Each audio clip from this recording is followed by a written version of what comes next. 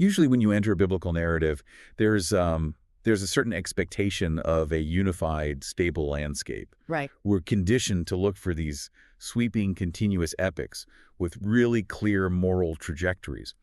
But when you open the text sitting in front of us today, that landscape just immediately fractures. We are stepping into a world that is reeling from total systemic collapse. Yeah, absolutely. On one hand, we have the Book of Ruth, which is this intensely intimate, quiet story of two widows navigating famine, physical survival, and, well, high-stakes legal maneuvering in the barley fields of Bethlehem. Mm-hmm.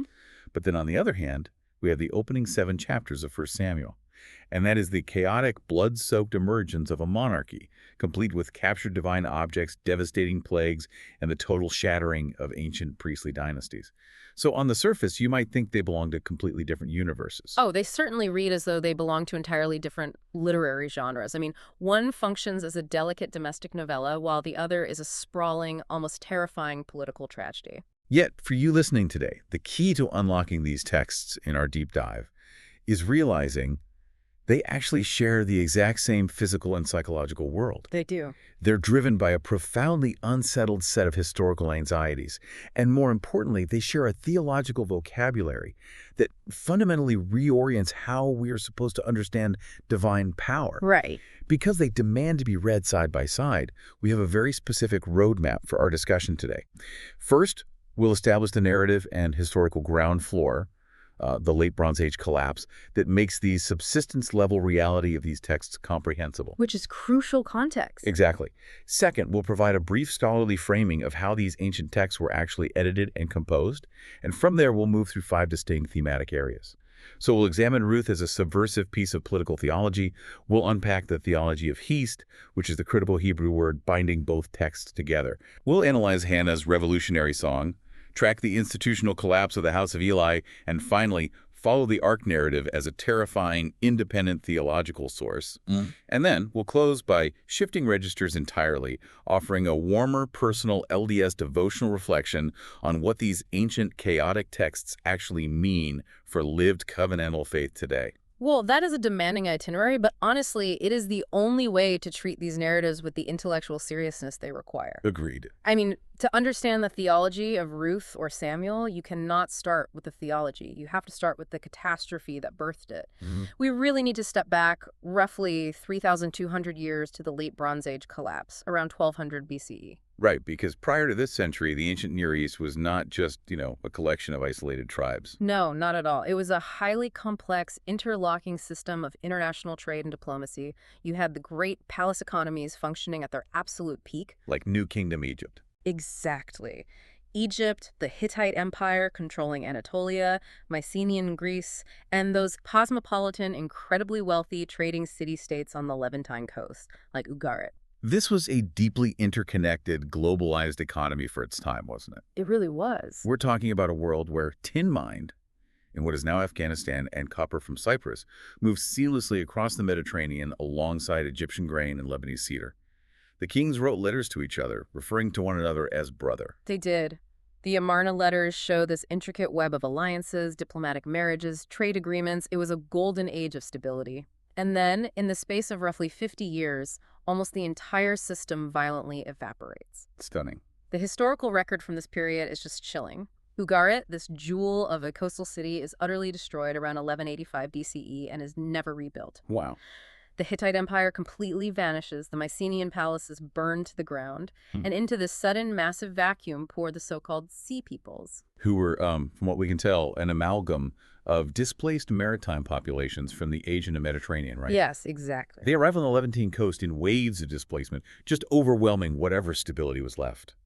Now, I know historians still debate the exact mechanics of the collapse, whether the Sea Peoples are the primary cause of the destruction, or if they were merely refugees driven by a broader cascade of systemic drought, earthquakes, famine, and internal political breakdown.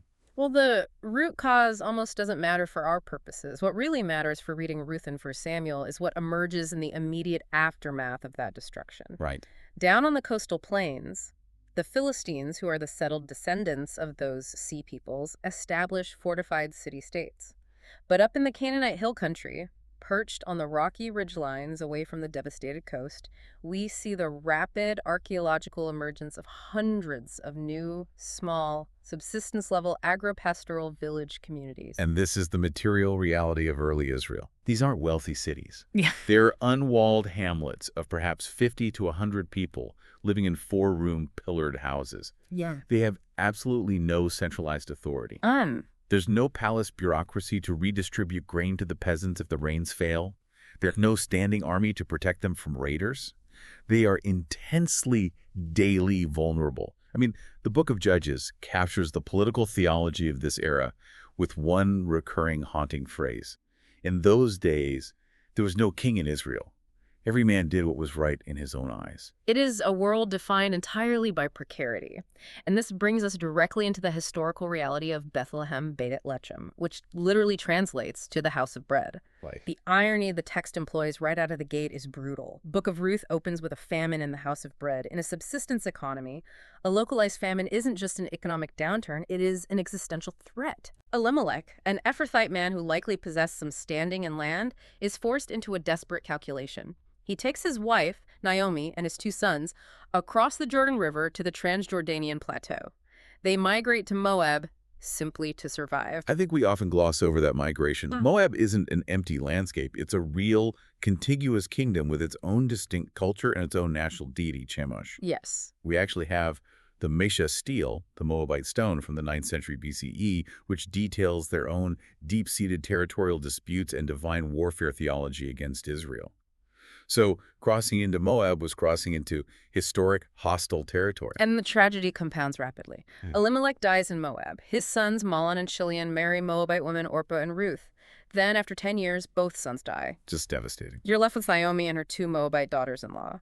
We really must understand the social mechanics of the ancient Near East here. A widow who lacks male kin, who has no land ownership, and who lives outside of a tribal safety net is not just facing social marginalization. She is facing imminent starvation. Right. Naomi hears that the famine has finally broken back in Judah, and she decides to make the perilous journey home. She urges the two young women to remain in Moab, to return to their mother's houses and find new husbands. And Orpah makes the entirely reasonable, rational choice to turn back. She does. There is no condemnation in the text for Orpah, but Ruth refuses. She delivers one of the most famous declarations in all of literature. Do not press me to leave you or to turn back from following you. Where you go, I will go. Where you lodge, I will lodge. Your people shall be my people, and your God my God. Where you die, I will die. There will I be buried. So they arrive back in Bethlehem right at the beginning of the barley harvest. Because they are destitute, Ruth goes out to glean to pick up the dropped stalks of grain behind the harvesters, which was an ancient welfare system mandated by Levitical law. And she, quote-unquote, happens to end up in the field of a wealthy landowner named Boaz. Boaz is a goal, a kinsman redeemer, someone within the extended family network who has the legal right and responsibility to buy back lost family land and care for destitute relatives. Right. Through a bold nighttime encounter at the threshing floor, Boaz takes on this legal responsibility. He marries Ruth. She gives birth to a son, Obed. And then the text drops a massive genealogical anchor. Obed becomes the father of Jesse, who becomes the father of King David. Now, let's fast forward perhaps a generation or two. Yeah. We remain in that same fragile agricultural fill country, but we move north into the territory of Ephraim. Here, the narrative of 1 Samuel begins. Okay. We meet a man named Elkanah making an annual religious pilgrimage to Shiloh. Shiloh is the central, albeit modest, cultic shrine for this decentralized tribal federation. It houses the Ark of the Covenant and is overseen by Eli the high priest and his two sons, Hophni and Phinehas. And Elkanah has two wives, Peninnah, who has children, and Hannah, who is barren. Peninnah ruthlessly torments Hannah over her inability to conceive. During one of these festivals at Shiloh, Hannah just reaches a breaking point. She goes to the sanctuary and prays in desperate silence, moving her lips but making no sound. And Eli, observing her from his seat by the doorpost, completely misreads this intense spiritual agony as public drunkenness and rebukes her. But God hears her. She conceives and gives birth to a son, naming him Samuel, a name linguistically tied to the Hebrew root shal, meaning to ask or to dedicate. Right. After she weans him, she fulfills a staggering vow. She brings the young boy back to Shiloh and leaves him there to serve in the sanctuary. She dedicates him into a religious institution that is actively collapsing. I mean, Eli's sons, Hophni and Phinehas, are corrupt in the extreme. They're terrible. They're skimming the best parts of the meat sacrifices by force, and they're sexually abusing the women who serve at the sanctuary entrance. Eli knows about it, but offers only a weak, ineffectual reprimand. And while this internal decay is happening, an external catastrophe arrives. The Philistines muster their forces. They now wield iron weaponry and highly organized military tactics. The Israelite Federation meets them at a place called Ebenezer and is brutally defeated. In a panic, the Israelite elders decide to bring the Ark of the Covenant from Shiloh directly onto the battlefield. They treat the Ark as a military asset, essentially a weaponized piece of religious hardware. Yes. They assume God won't allow his own throne to be captured, and therefore Israel will naturally win. But the Philistines crush them. 30,000 Israelites die. Hophni and Phinehas are killed. The Ark of God is captured as a trophy of war. Just a total disaster. And when a runner brings the news back to Shiloh, Eli, who's 98 years old, falls backward off his seat, breaks his neck, and dies. Upon hearing the news, Phinehas' pregnant wife goes into premature labor. As she's dying, she names her child Ichabod, meaning the glory has departed from Israel. Yet the narrative takes a bizarre, almost surreal turn here. The Philistines take the captured ark to the city of Ashdod and place it as a subordinate trophy in the temple of their chief deity, Dagon. The next morning, the statue of Dagon is found fallen on its face before the ark. They prop the statue back up. The following morning, Dagon is on his face again, but this time his head and hands are broken off on the threshold. It's a dark theological mockery. Then a severe plague strikes the Philistine cities, tumors, or perhaps hemorrhoids, along with a ravaging infestation of mice. Panic sets in. The Philistine lords decide they must rid themselves of the Israelite God. They've had enough. Yeah.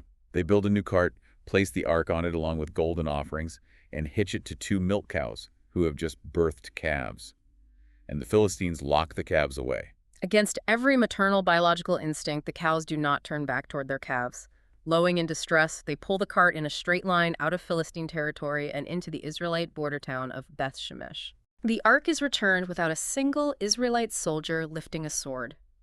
Decades later, Samuel, now an established prophet and judge, gathers a reformed Israel at Mizpah. They finally repel the Philistines.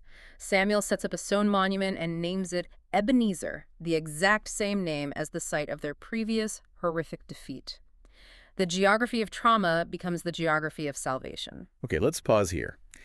I am explicitly pivoting the conversation now. We need to step out of this vivid, dramatic storytelling and into the analytical scholarship. Sounds good. Before we can responsibly pull apart the theology of these texts, we have to frame how they were actually put together, because the composition history changes how we interpret the meaning. It absolutely does. Let's examine Ruth first. In the Christian canon, derived from the Greek Septuagint, Ruth sits exactly where we just read it, chronologically nestled between Judges and 1 Samuel. Right. However, in the Hebrew canonical tradition, it sits in the Ketuvim, the writings. It is an independent, self-contained novella. And within biblical scholarship, there is a fierce debate about when it was actually written. And I find this debate fascinating because the dating alters the entire political motive of the book. Scholars like Edward Campbell and Catherine Dubé-Sekenfeld make a highly compelling case that Ruth is a post-exilic text. Yes. Meaning it was written centuries after the events it describes, after the Jewish people returned from the Babylonian exile. If that dating is correct, the text was composed during the time of Ezra and Nehemiah, when the community in Jerusalem was rigidly policing its ethnic boundaries. But there is a counter-argument. Right, from Frederick Bush, I believe. Exactly. Scholars like Frederick Bush point to the archaic Hebrew syntax and grammatical forms in Ruth, arguing it was written much earlier, likely during the early monarchy, perhaps as a genuine dynastic apology for King David's Moabite ancestry. We'll dig into the implications of both theories in a moment. But 1 Samuel operates under a completely different compositional framework. Here, we are firmly situated within what scholars call the Deuteronomistic history. Yes. In the 1940s, the German scholar Martin Noth proposed that the books from Deuteronomy through 2 Kings were not randomly assembled, but were a unified editorial project governed by a strict theological lens. Obedience to the covenant brings blessing, idolatry brings exile. But Noth's theory was later refined by Frank Moore Cross and his students at the Harvard School. Cross identified 2 distinct, massive editorial layers. Can you explain the difference between DTR1 and DTR2 and why a listener should actually care about those acronyms? Because it fundamentally changes how you read the tone of the book. Yeah. Cross argued that the first layer, DTR1, was composed during the reign of King Josiah, right before the Babylonian exile. It is highly optimistic. Right. It champions the centralization of worship in Jerusalem and views the Davidic monarchy as God's ultimate plan. But the second layer, DTR2, was added decades later during the exile by editors sitting in Babylon. Wow. Their city was burned, their temple was gone. So DTR2 is deeply pessimistic, adding warnings about the dangers of kingship and explaining why God allowed Jerusalem to fall. And to complicate things even further, nested right in the middle of this heavily edited Deuteronomistic project is a totally independent document. In 1926, Leonhard Rost published a study proving that 1 Samuel chapters 4 through 7, the story of the captured ark, is an older, standalone text. Right. I mean, Samuel, the main character of the book, completely vanishes for 4 chapters. Rost argued the editors essentially found an ancient scroll about the ark's journey and seamlessly dropped it into their larger history. So as we approach these themes, we must remember we are dealing with complex textual archaeology. We have ancient historical memories, independent temple archives, and heavy trauma-informed theological editing. Which brings us to our first deep thematic exploration, reading Ruth as political theology. If we assume the post-exilic dating that Sakenfeld and Campbell suggest, Ruth's Moabite identity isn't just a colorful biographical detail, it is a calculated theological shockwave. Absolutely. To understand why, we have to look at the legal code in Deuteronomy 23. Right. The law in Deuteronomy 23, verse 3, is absolute and unambiguous. It states, "No Ammonite or Moabite shall enter the assembly of the Lord, even to the 10th generation. None of their descendants shall enter the assembly of the Lord forever." So strict. And the text provides a specific historical justification. When Israel was migrating out of Egypt, the Moabites did not meet them with bread and water and instead hired the prophet Balaam to curse them. Let me stop you there, because the phrase "to the 10th generation" might sound like a temporary ban to a modern ear. But in biblical Hebrew idiom, 10th generation implies absolute, permanent exclusion. Exactly. There's no expiration date on this ban. And the stigma against Moab runs even deeper than Deuteronomy. If you read the origin story of Moab in Genesis 19, it is deliberately repulsive. It is. After the destruction of Sodom and Gomorrah, Lot's 2 daughters, believing the entire world has been destroyed, get their father drunk in a cave and conceive children by him. The elder daughter names her son Moab, which literally means, "from my father." It is a brutal piece of ancient propaganda. In the Israelite cultural imagination, Moab is synonymous with incest, hostility, and enduring shame. This is exactly why Harold Washington's thesis on the post-exilic context of Ruth is so brilliant. Let's imagine the historical setting. The Jews have returned from Babylon. Jerusalem is in ruins. The scribes Ezra and Nehemiah are desperately trying to rebuild the community.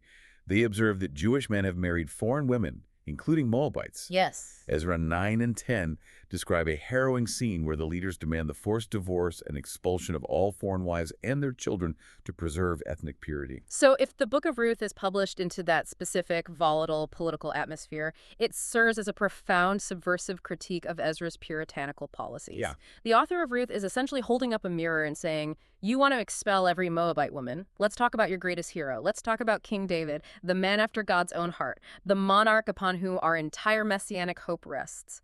David is the great-grandson of a Moabite woman. It weaponizes their own genealogy against their prejudice.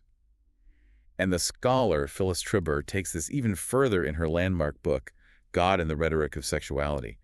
She notes that Ruth embodies an intersection of extreme marginality. She really does. She is a foreigner, a widow, structurally poor, and seemingly barren for a decade. She's tethered to an aging, bitter mother-in-law. By every metric of the ancient world, she is powerless. Yet she is the primary agent of the entire narrative. She doesn't passively wait for a divine rescue. When Naomi tells her to go back to Moab, she outright refuses, taking a binding oath. She initiates the gleaning to prevent them from starving. And most notably, she orchestrates the stunning confrontation at the threshing floor. I want to spend a moment at that threshing floor in chapter 3 because it completely flips standard patriarchal power dynamics. It does. Naomi instructs Ruth to wash, anoint herself, and go down to where Boaz is sleeping after the harvest festival. She uncovers his feet. Now, biblical scholars widely acknowledge that feet in this context is frequently a euphemism for genitalia. Yes, that's well established. There is an undeniable erotic tension and vulnerability in this scene. Boaz wakes up startled in the middle of the night. But what Ruth says to him isn't a plea for charity. It reads more like a legal demand. She says, "I am Ruth, your servant. Spread your cloak over your servant, for you are next of kin." The word translated as cloak or skirt is the Hebrew word kanaf, which literally translates to wing. And that word choice is a masterstroke.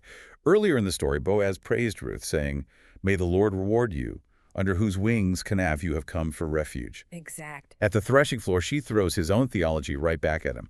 She uses the exact same word. I mean, it's like a modern individual aggressively auditing and activating a legal contract, the goal institution, rather than just waiting for charity.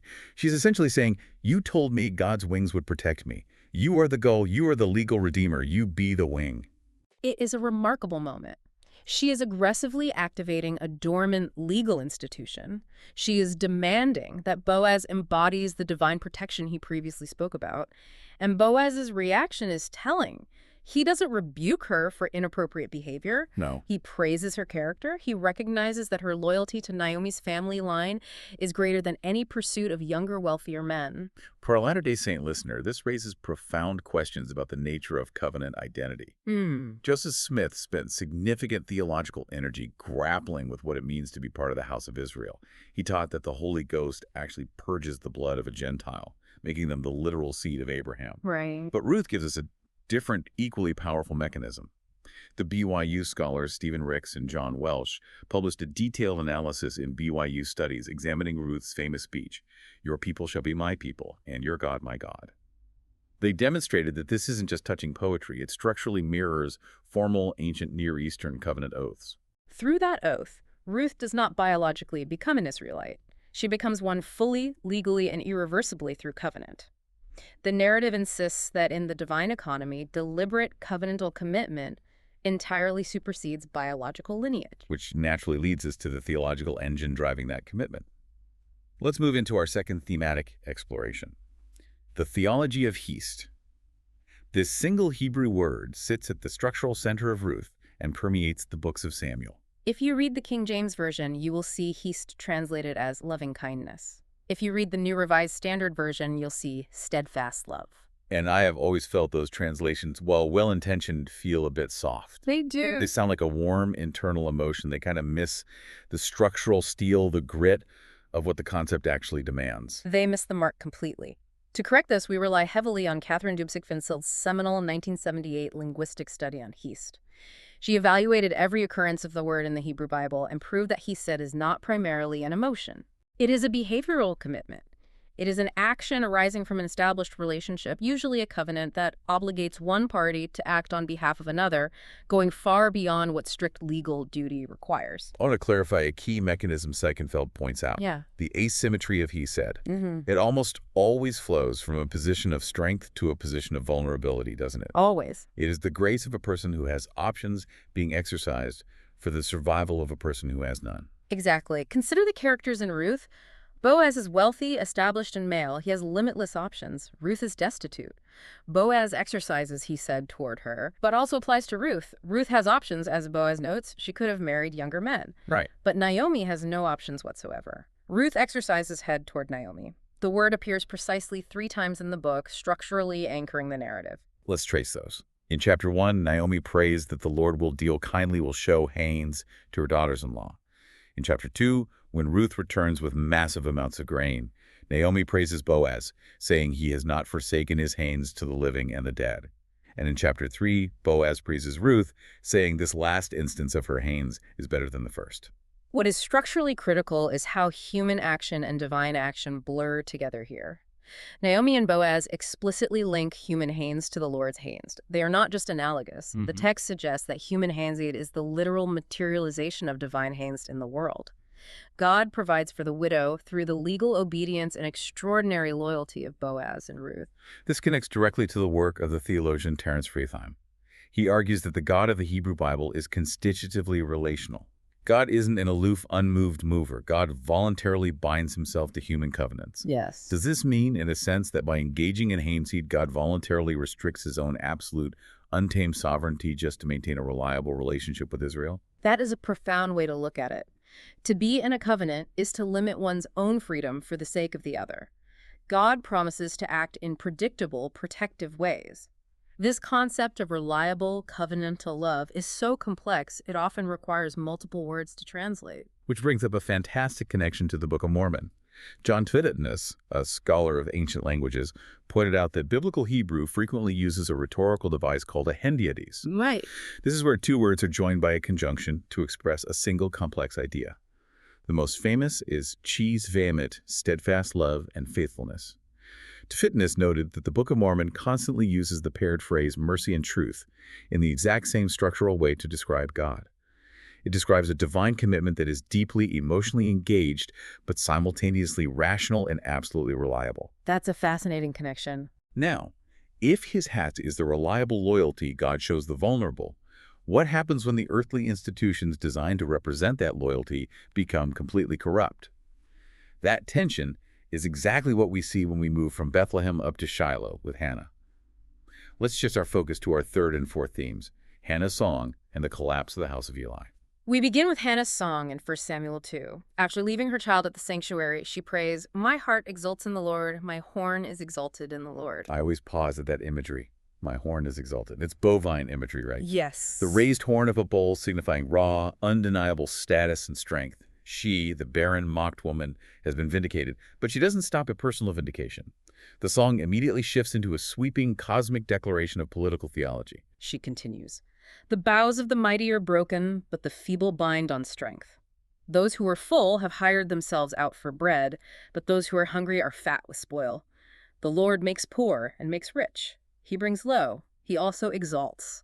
He raises up the poor from the dust. He lifts the needy from the ash heap to make them sit with princes." To understand what Hannah is doing here, we really need the framework developed by the biblical scholar Walter Brueggemann. He draws a sharp distinction between the royal consciousness and the prophetic imagination. The royal consciousness is the ideology of the empire. It is the worldview of the status quo. It argues that the strong are strong because the gods want them to be strong. The wealthy are wealthy because they are divinely favored. It baptizes existing hierarchies in institutional power. But Hannah is voicing the prophetic imagination. It's the absolute radical conviction that God operates in history through divine reversal. Exactly. The status quo isn't holy. In fact, the status quo is exactly what God intends to invert. God actively shatters the bows of the mighty and drags the marginalized from the ash heap. The scholar James Watts argues that we cannot read the song as just an isolated, happy poem. He posits that Hannah's song is the hermeneutical key, the interpretive lens for the entire book of Samuel. Oh, that's interesting. Everything that follows the fall of Eli, the disastrous rise of Saul, the selection of David the shepherd boy over his towering older brothers must be read through Hannah's thesis. Human kings take by force, but God gives freely to the poor. Furthermore, if you are reading the Bible canonically, there is a direct, unmistakable literary lineage here. Hannah's song is the direct structural ancestor of Mary's Magnificat in Luke 1. Without a doubt. A marginalized woman miraculously conceives a son who will shift the course of salvation history, and she responds by singing a subversive hymn about the mighty being cast down from their thrones and the hungry being filled with good things. In Mary's context, it is a deeply anti-imperial text aimed at Rome. In Hannah's context, it is anti-imperial against the Philistine hegemony, but it is also a preemptive prophetic strike against the future Israelite monarchy. And we find a profound structural parallel to this within Latter-day Saint scripture. The theology of divine condescension of God bypassing the elites to lift the poor from the dust is the exact theological grammar underpinning King Benjamin's address in Mosiah 2-4. It really is. Benjamin's people physically fall to the earth, recognizing their own nothingness. Benjamin, functioning as a prophet king, systematically divests himself of royal privilege, teaching that God locates his saving power at the absolute bottom of the social hierarchy. It's the exact same counter-royal theology Hannah sings about. It is a striking parallel. Now, I am going to explicitly signal a shift here. Yeah. We're moving from the established textual scholarship surrounding Hannah's song into a deeper, somewhat more speculative, interpretive synthesis regarding the priesthood. Okay, let's do it. The standard Sunday school reading of Eli and his sons, Hophni and Phinehas, is usually reduced to a simple morality tale. Yeah. Bad priests steal meat, sleep with women, and God punishes them by taking their lives. But if you read P. Kyle McCarter's analysis in his Anchor Bible commentary, he points out there is a much older, highly specific and very targeted anti-Elide polemic operating just beneath the surface of the text. Yes. In 1 Samuel 2, an anonymous man of God confronts Eli. The prophet does not merely accuse the sons of theft or immorality. The core accusation is aimed directly at Eli. Why do you honor your sons more than me? Ouch. Eli's fatal flaw was that filial loyalty, protecting his family's institutional prestige, had entirely displaced his theological loyalty to God. And the oracle the prophet delivers makes a devastating political claim regarding the priesthood. Those who honor me I will honor, and those who despise me shall be lightly esteemed. The implication is massive. It means the priestly office at Shiloh is not a permanent, unconditional hereditary right. It's a conditional grant, subject to revocation. Right. And Frank Moore Cross, in his seminal work Canaanite Myth and Hebrew Epic, maps this textual oracle onto real historical rivalries. Cross argues this anti-Elite text reflects a centuries-long historical struggle between two priestly houses.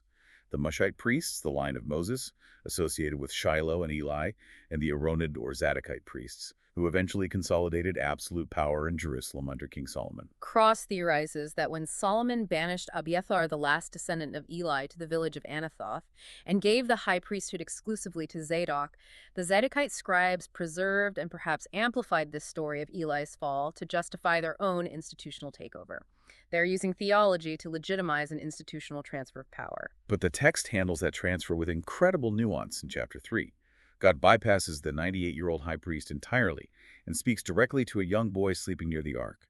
The call of Samuel in the night is the constitutional transfer of legitimacy from an entrenched, corrupt institutional priesthood to a disruptive, charismatic, prophetic calling. It is a profound shift. I always compare this to a brutal corporate restructure. You have the ousted, flawed founder Eli watching his entire legacy be dismantled by the board. But instead of burning the building down in resentment, he gracefully trains the young replacement who is actively taking his job. When Samuel finally works up the courage to tell Eli the devastating truth of the prophetic oracle that his house is condemned forever, Eli doesn't defend himself. He simply says, "It is the Lord. Let him do what seems good to him." Yeah. Scholars like David Gunn and Dana Nolan-Fuel point out the incredible literary dignity in Eli's quiet submission here. He is a failed leader, and he is condemned, but he isn't painted as a monster. He accepts the judgment of the God he failed to serve properly. Terry Gibbons has written extensively about how this specific dynamic, the corruption of a historically legitimate priestly institution being suddenly superseded by a disruptive, direct divine commission, forms the fundamental grammar of the Restoration. That makes perfect sense. Joseph Smith's entire narrative framework is built on this exact biblical pattern. Institutional authority is real and it is necessary, but it is deeply, terrifyingly conditional upon actual righteousness. Which is a sobering thought. This brings us to our fifth and final textual exploration, and arguably the strangest material in the entire Deuteronomistic history, the Ark narrative in 1 Samuel 4 through 7. As we mentioned earlier, Leonhard Ross identified this as an independent source, largely because Samuel, the main character we just spent 3 chapters developing entirely, vanishes from the text. The textual seam is glaring, but Patrick Miller and J.J.M. Roberts, in their theological analysis of this narrative, argued that we shouldn't just read it as a clumsy editorial insertion or a historical artifact. Right. This independent text is making a highly sophisticated, sustained theological argument about who is actually in control of history. It starts with the Israelites bringing the ark to the Battle of Ebenezer. They are losing, so they think, if we bring the physical box, God is forced to fight for us. It is the ultimate attempt at the domestication of divine presence. They view God as a genie bound to a lamp. Yes, exactly. And ironically, the Philistines share the exact same theology. They hear the shouting, they realize the ark is in the camp, and they panic, recounting these distorted historical memories of the plagues of Egypt. But they fight anyway, and they win. The ark is captured. To an ancient Near Eastern mind, there's only one logical conclusion. YHWH has been defeated by Dagon. But the narrative spends the next 2 chapters arguing the exact opposite, and it does so through what can only be described as theological slapstick. Yes. The ark is placed in the temple of Dagon in Ashdod. YHWH is supposedly a prisoner of war. But YHWH proceeds to fight a one-entity war against Dagon. The Philistine priests wake up to find their god fallen on his face in a posture of subjugation. They prop him up. The next day, he is on his face again, decapitated and dismembered. I cannot emphasize enough how darkly funny and terrifying this was meant to be to an ancient audience. The dismemberment of the head and hands is the standard, brutal treatment of a conquered enemy king. Right. And then the physical plagues hit. The text says God struck the people of Ashdod with tumors, or, depending on how you read the Masoretic margin notes, hemorrhoids. And the Septuagint adds a ravaging infestation of mice. The text is describing a localized, agonizing apocalypse inside Philistia. So they decide to return the ark, and this is where the theology of divine freedom reaches its peak. They load the ark on a cart, hitch it to 2 milk cows who've just had their calves taken away, and let them go without a driver. Wow. Every biological instinct screams at those cows to turn back to their nursing calves. Instead, acting under unseen divine compulsion, they walked in a perfectly straight line, lowing in distress, directly to the Israelite border at Beth-Shemesh. Miller and Roberts point out the profound theological claim here. YHWH is not merely a localized tribal deity tethered to an Israelite shrine. YHWH is sovereign over all nations. God operates perfectly well in enemy territory, without an Israelite temple, without a high priest, and without sacrifices. Yes. God wasn't defeated by the Philistines at Ebenezer. God simply chose to leave a disobedient Israel behind. That is a chilling realization. God didn't lose, God left.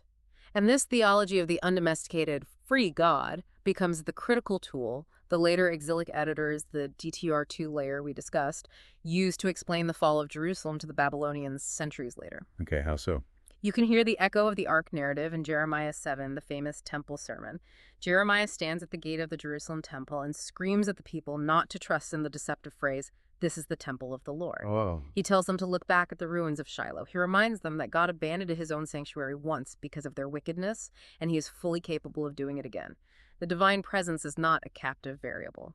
And we also have to recognize the textual instability here. Emmanuel Toff's work on the Dead Sea Scrolls is absolutely crucial. Right, specifically 4Q Sam Alpha. Exactly. That scroll shows significant divergence from the Masoretic text we usually rely on. It proves this narrative was actively being edited and shaped well into the Second Temple period. It was a living, breathing theological document for centuries.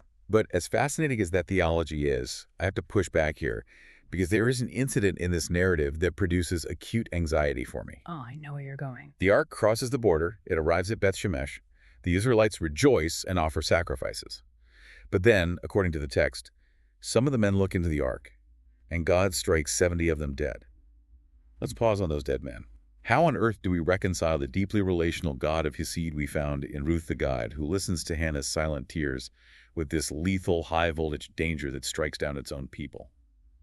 Doesn't this shatter the concept of reliable covenantal love? It creates a severe tension, yes. To understand it, we have to retrieve a category of religious experience that modern, highly rationalized faith has largely lost. The concept of absolute taboo, of terrifying holiness. Okay. The German theologian Rudolf Otto coined the phrase mysterium tremendum et fascinans, the divine mystery that simultaneously attracts us with its grace and terrifies us with its lethal power.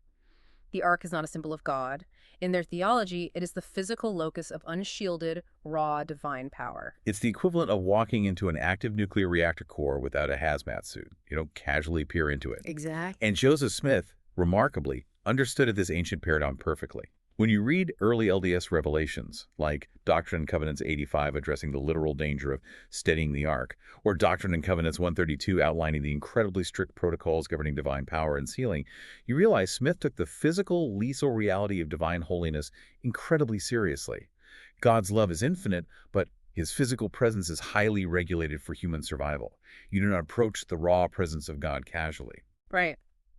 Following the disaster at Beth-Shemesh, the ark is safely parked at Kiriath Jearim, guarded by consecrated priests. It remains there for 20 years. And Samuel finally reemerges to lead a national reformation. He gathers the people at Mizpah. They repent. They miraculously repel a Philistine attack. And Samuel sets up the Ebenezer stone, declaring, "Thus far the Lord has helped us." He then establishes himself as a circuit-riding judge, providing decentralized, charismatic leadership. It is the last functioning model of the old pre-monarchic system before the people, driven by entirely understandable geopolitical anxiety. Approach him and demand a human king. Which perfectly sets the stage for our deep dive next week into 1 Samuel 8. But for now, as we conclude, I am going to explicitly shift our register. I want to move away from the intense academic rigor, the compositional theories, and the historical mechanisms. I want to step into a warmer, much more personal space to close this out. For those following in the Come Follow Me curriculum, the underlying themes of these chapters are divine remembrance and covenant loyalty. They are. When you strip away the massive scaffolding of political theology and institutional collapse, Hannah's story is agonizingly human. It is fundamentally about the trauma of prolonged, silent waiting. Yes. She is at Shiloh, year after year, weeping, misunderstood by her own husband who tries to comfort her with platitudes, and actively rebuked by her own spiritual leader. It is the profound, isolating pain of unrecognized spiritual distress. And when the narrative turns, the text uses a very specific phrase, the Lord remembered her. We have to understand what the Hebrew root zakar, to remember, actually means. It's so important. It does not mean God suddenly recalled a forgotten detail, as if Hannah had slipped his mind. In the biblical lexicon, divine remembrance is an active verb. When God remembers Noah, the floodwaters immediately recede. When God remembers Rachel, her womb is opened. Divine remembrance is the intervention. For anyone listening today who feels they are in an agonizing season of silent waiting, whether you're waiting for a child, waiting for physical or mental healing, waiting for a fractured relationship to mend, or simply waiting for a sense of spiritual connection that seems to have gone entirely dead, Hannah's story doesn't offer cheap, easy platitudes. No, it doesn't. It doesn't condescend to say, just pray harder. It simply stands as a witness that divine attention will eventually, inevitably, turn toward the dust. And when that attention turns, it brings life. It is the exact structural and theological parallel to the resurrection of Jesus Christ, the ultimate reversal, the ultimate act of divine remembrance after the crushing silence of the tomb. And if Hannah teaches us how to wait for God's remembrance, I think Ruth teaches us how to embody that remembrance for each other in the meantime. Absolutely. Ruth's size is remarkably unglamorously practical. She simply stays. When every rational economic and cultural incentive tells her to abandon a bitter, aging, traumatized woman and seek her own security, she stays. She goes to work in the dirt to gather grain. The late LDS essayist Eugene England wrote brilliantly about the church functioning as a community of practice. He argued that we are deliberately put into this deeply imperfect institution alongside deeply flawed people because the agonizing work of staying, of not walking away when the relationship gets difficult or when the leadership fails, as it did in Shiloh, is the only mechanism by which we learn to love the way God loves. We learn divine hesed by the painful repetition of practicing human hesed. And we should note that both of these narratives, despite originating in famine, barrenness, systemic collapse, and death, end with the birth of a child. Obed and Samuel. Grief and loss are intensely real in these texts, but they are emphatically not the final word. Ultimately, Jesus Christ is the supreme, unrequired act of hesed. He is the God who moves from a position of ultimate, untamed strength into utter vulnerability, simply to stay with us in the dust. That is the theology of Ruth and Samuel made flesh. Next week, we are diving into 1 Samuel 8 through 12. We'll look at the people's demand for a king. We'll explore what happens when we stop trusting the unpredictable God of the margins and demand the organized security of an empire. It's complicated, it's fraught, and it's going to be fascinating. So as you go through your week, consider this question. Where in your own life are you treating God, like the Ark of the Covenant, as a tool or a formula to guarantee your own security and success, rather than trusting the untamed God who brings life out of the threshing floor and the ash heap? A question worth sitting with. We'll see you next time.